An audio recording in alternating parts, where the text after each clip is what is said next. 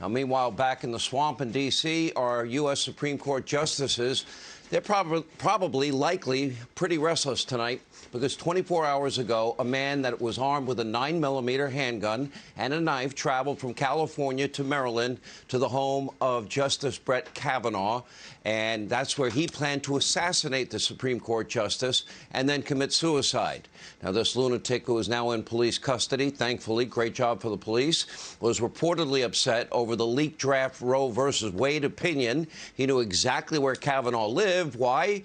Because Democrats were publishing his address and the address of other justices online.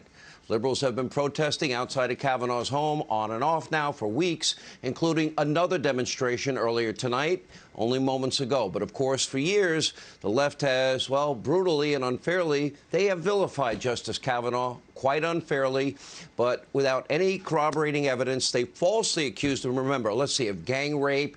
Then they told people that he was an abusive alcoholic, a drug addict, that hated all women. Over at MSDNC, that would be NBC News, Joy Reid published a conspiracy theory that Kavanaugh was trying to ban birth control. And top Senate Democrat Chucky Schumer even seemingly threatened Kavanaugh's life at a speech that he gave right on the steps of the U.S. Supreme Court. You probably remember this.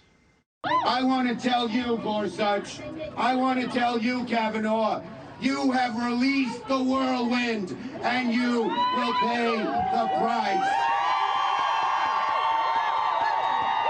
You won't know what hit you if you go forward with these awful decisions.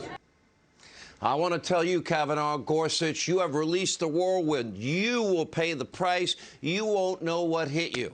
Now, naturally, a few weeks ago, Schumer didn't seem to mind at all that Kavanaugh's address and other Supreme Court justices' addresses were published online, and that so-called protester showed up outside of his house. He does have young children and a family. Now, Schumer thought it was kind of hilarious. Take a look. Are you comfortable with the protests that we saw outside the homes of Supreme Court justices over the weekend? If protests are peaceful, yes. My house there's protests 3-4 times a week outside my house. That's the American way to peacefully protest is okay. And that's my wife, sorry. Maybe there's a protest outside.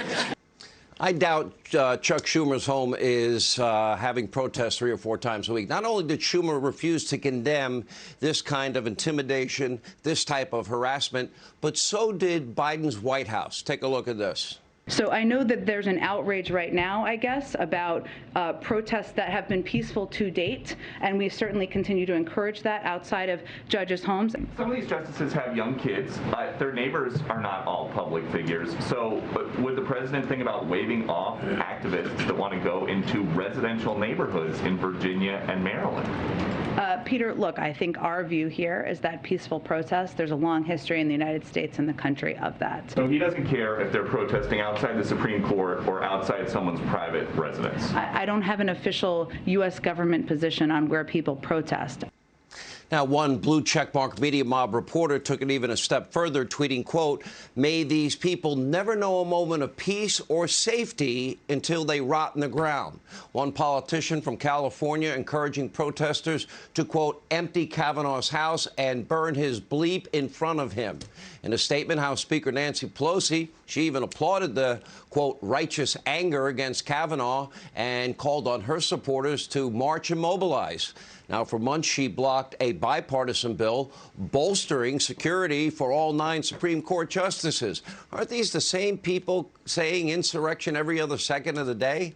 Now, she continues to block security for our Supreme Court justices and this bill to this very day. Why, Nancy? Why are you blocking what is a bipartisan bill to keep judges safe? Why didn't you call up the National Guard, by the way, now that we're talking about it, that Donald Trump authorized days earlier for you on January 6th? Because I doubt that committee's ever going to ask you, because they have a predetermined outcome. And keep in mind, for the past several weeks, this country has experienced an increasing level of violence against those that oppose abortion.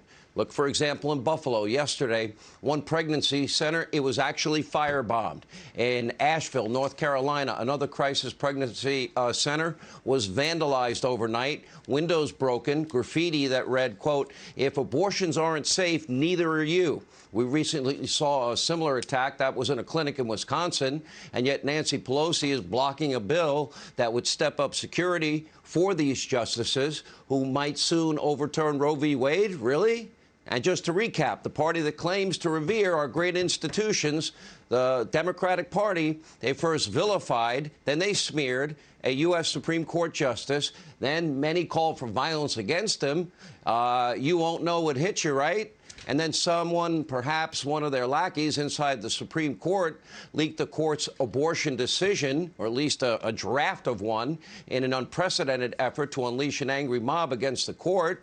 And then they lied about what the decision would mean to whip up their base in a frenzy full of just lies and misinformation and propaganda. Because if Roe v. Wade is overturned, abortion will not be illegal in America. It will be relegated and regulated by the states. In other words, it's not enumerated as a right in the Constitution. Then the 10th Amendment kicks in, the states decide. Then Democrats publish the home addresses of these Supreme Court justices online. Then they refuse to pass a bill bolstering their security. And then a deranged lunatic shows up at Kavanaugh's front door in order to assassinate him. Look, despite all of this, I'm not blaming Democrats for the actions of this crazy individual. Just like I didn't blame them when a Rachel Maddow-obsessed Bernie Sanders superfan shot up a baseball field full of Republican lawmakers, nearly killing Steve Scalise that day. I hold the people responsible for their own actions.